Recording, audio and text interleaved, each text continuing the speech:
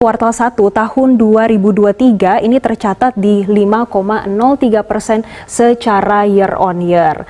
Memang kalau kita bandingkan dengan kuartal 4 di tahun 2022 ini ada peningkatan karena di kuartal 4 ini posisinya berada di level 5,01% secara tahunan. Seperti yang sebagian orang tahu, pertumbuhan ekonomi merupakan peningkatan dalam kemampuan suatu perekonomian dalam memproduksi suatu barang atau jasa. Jadi hal ini bisa disimpulkan bahwa pertumbuhan ekonomi ini berkaitan dengan perkembangan fiskal, produksi barang atau jasa yang berlaku di negara-negara tersebut. Jika membahas tentang pertumbuhan ekonomi, hal ini tentunya selalu berkaitan dengan GDP. Kebanyakan orang juga selalu mengaitkan GDP dengan kesejahteraan negara.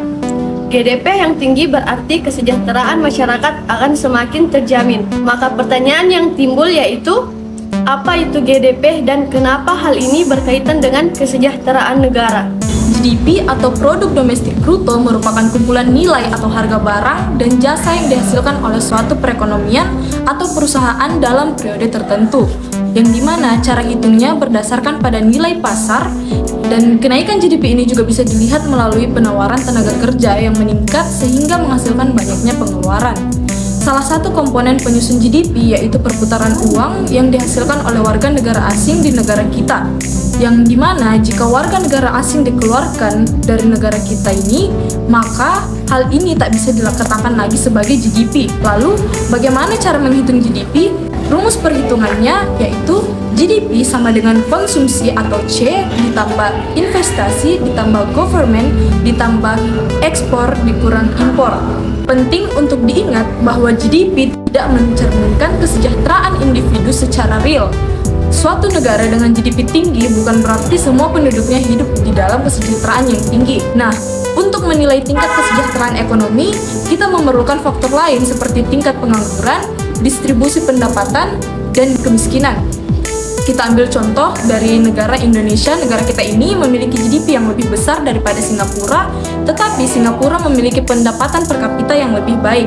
Hal ini menggambarkan kesejahteraan negara Singapura lebih baik dari Indonesia. Populasi suatu negara menjadi salah satu penyebab besar atau tidaknya suatu GDP. Semakin tinggi GDP-nya, semakin tinggi populasinya.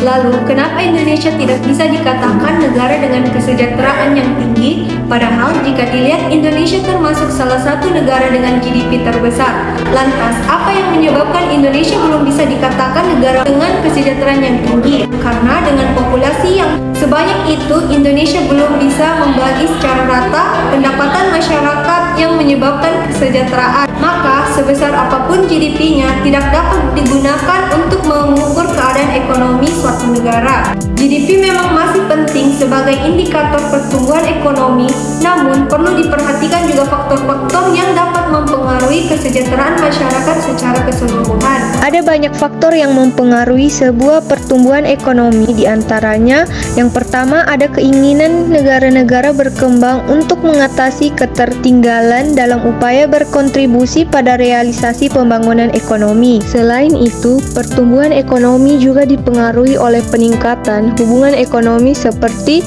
mendukung negara maju dalam upaya pembangunan ekonomi di negara berkembang. Jika negara tersebut menunjukkan pertumbuhan ekonomi, maka hal ini berarti adanya keberhasilan dalam pembangunan ekonomi di negara tersebut.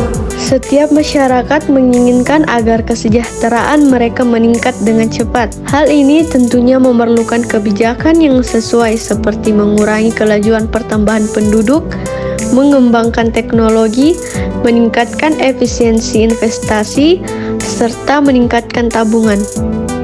Selama 2 abad terakhir ini, perkembangan ekonomi dunia mengalami peningkatan seperti peningkatan kesejahteraan manusia atau standar kehidupan serta penciptaan peluang kerja baru bagi penduduk yang terus meningkat. Jadi kesimpulan yang bisa diambil bahwa GDP bisa digunakan sebagai tolak ukur untuk mengetahui kondisi perekonomian suatu negara apakah berkembang atau malah sebaliknya. Tetapi GDP tidak bisa dijadikan tolak ukur kesejahteraan rakyat negara. Sekian penjelasan dari kelompok kami, kurang dan lebihnya mohon dimaafkan dan semoga dapat dipahami.